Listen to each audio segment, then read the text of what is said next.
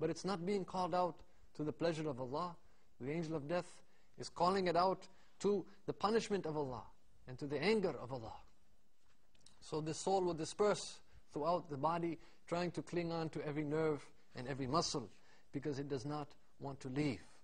So the angel of death will be pulling that soul out of the body. The Prophet, may God's peace and blessings be upon him, he said that the pain of that soul is like a branch filled with thorns being pulled out of a wet ball of wool. Imagine you're pulling out a branch that is full of thorns, and that wrapped around it is a wet ball of wool. If you're trying to pull this branch, this thorny branch, out of a wet ball of wool, and it is the same way the soul is being torn out of the body, pulled out of the body, and it's tearing apart the nerves and the muscles of that person. And this is the pain and the agony of death, because that soul does not want to come out, and so it's being pulled out, and it's coming out the same way as if you were pulling a thorny branch out of a wet ball of wool. Remember, the soul of the believer, of the righteous person, when it's called out, the Prophet, may God's peace and blessings be upon him, he said it comes out so easily. It is like a drop of water falling from a jug, like pouring a drop of water from a jug. So easily and smoothly it will come out, because that soul is coming out through the promise of the pleasure of Allah. But for the evildoer, for the non-believer, that soul is being called out to the punishment and the anger of Allah.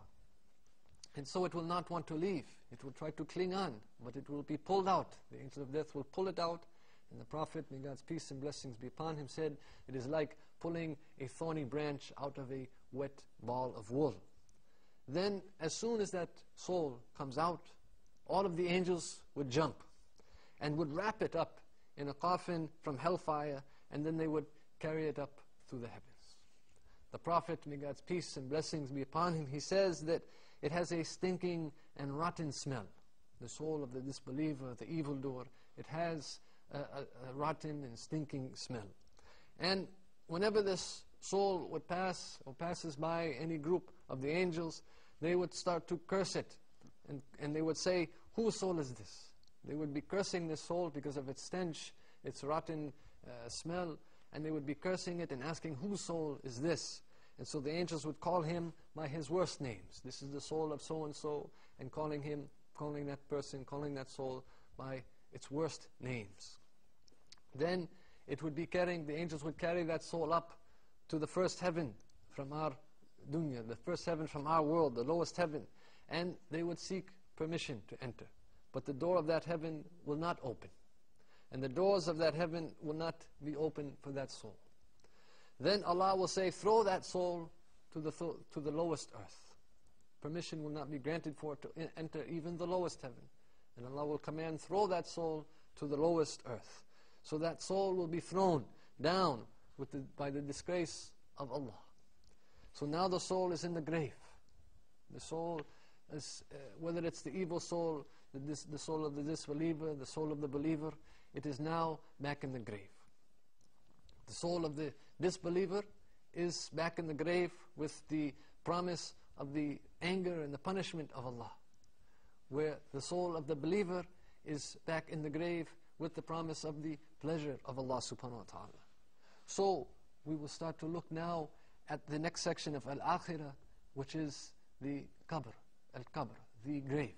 The next step in Akhirah being the grave. Uthman ibn Affan, may Allah be pleased with him, whenever he saw a grave, he would cry. Anytime Uthman, he saw a grave, he would start to cry. And so the people, they asked him, how come when you remember Jannah, paradise, and the hellfire, that doesn't affect you like when you remember the grave? How come you think about paradise, you remember paradise, you remember hellfire, you remember Akhirah, you remember Jannah and Nar, but this doesn't affect you the way it affects you when you see the grave? Uthman, he said that I heard the Prophet, may God's peace and blessings be upon him, say that the grave is the first step of Akhirah. The grave is the first step in the hereafter. If you make it through it, then whatever comes after it will be easier. And if you cannot make it through the grave, then whatever will happen after it is worse. It is progressively worse. And that is why I cry whenever I remember the grave.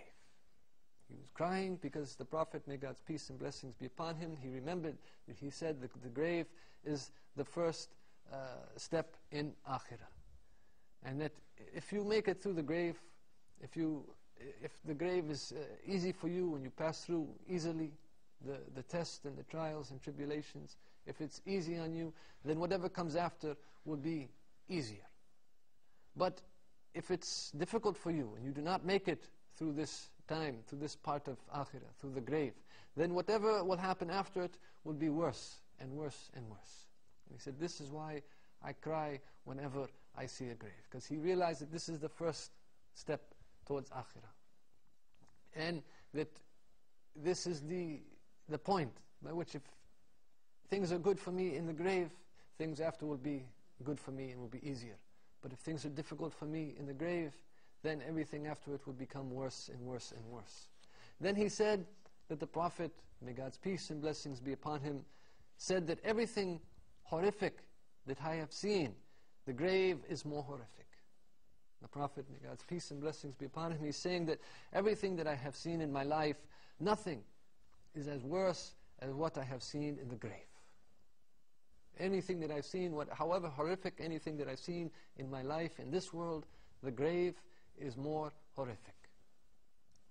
So pretty soon we are going to be there. Every one of us, each and every one of us, we're going to leave the comfort of this dunya, we're going to leave the comfort of this world, and we're going to leave it behind, and we're going to be there. We're going to be in the grave.